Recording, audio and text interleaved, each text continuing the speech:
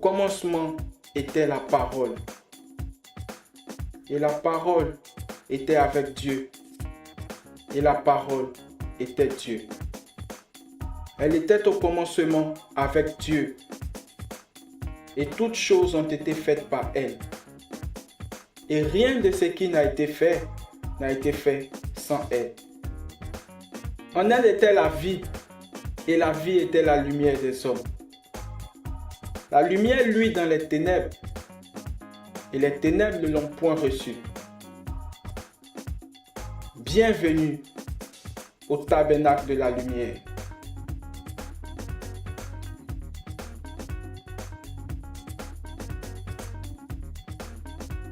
Le succès ne te répondra pas en raison de tes diplômes, encore moins de tes opportunités, mais en raison de tes actions pour la réalisation de tes rêves. Ce dont a besoin votre CV pour que M. Succès vous engage en tant que fonctionnaire dans la vie, c'est un rêve.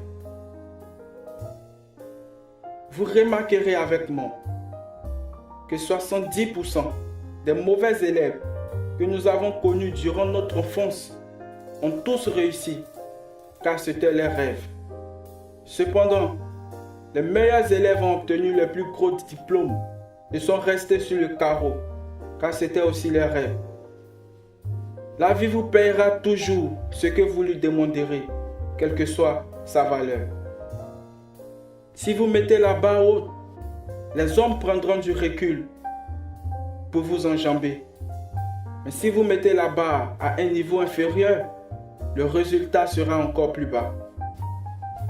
Plusieurs personnes accusent les autres à tort comme étant les responsables de leur échec, sans se remettre en cause. Ils trouvent des justifications à leur échec. Un échec ne se justifie pas. En vérité, nous sommes responsables de ce qui nous arrive, car nos pensées déterminent nos actes. Et nos actes conditionnent notre environnement. J'ai parcouru la Bible dans toute son entièreté. J'ai pas vu un seul verset où il est mentionné que Dieu a fait un avion. Cela peut paraître absurde, pourtant l'homme l'a fait. Pourquoi? Parce que Dieu a donné le pouvoir de créer. Vous avez le pouvoir de créer, raison pour laquelle vous êtes l'image de Dieu. Et ce pouvoir se manifeste par le choix de devenir ce que vous voulez. Ce n'est pas un péché.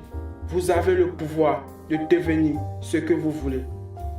Si la conscience est l'essence de la pensée, alors la pensée ne peut être immuable, car elle est directement rattachée à notre esprit. Elle est la source principale de nos actes. Le Christ disait que celui qui a convoité une femme a déjà commis l'adultère, pour illustrer le pouvoir créateur de la pensée. Plusieurs personnes emploient les mots spirituels, surnaturels, mystiques, métaphysiques, sans toutefois savoir de quoi il s'agit. En réalité, je vous le dis, la pensée est le siège du surnaturel. C'est la preuve du pouvoir divin en nous. C'est la marque de l'esprit. C'est le jardin d'Éden. Faites attention à ce que vous déposez dans votre esprit, car c'est un jardin fertile qui fait germer toutes vos pensées. Selon un processus que vous connaissez déjà, vos pensées deviennent vos paroles et vos paroles deviennent vos actes. Et aucune parole ne se retourne à l'homme sans avoir fait son effet. Le succès n'est pas un privilège, encore moins un luxe. C'est une question de pensée, de vision, de planification. Ayez un rêve et vous réussirez. Dieu ne vous fera aucun mal car il vous a donné le pouvoir de devenir ce que vous voulez.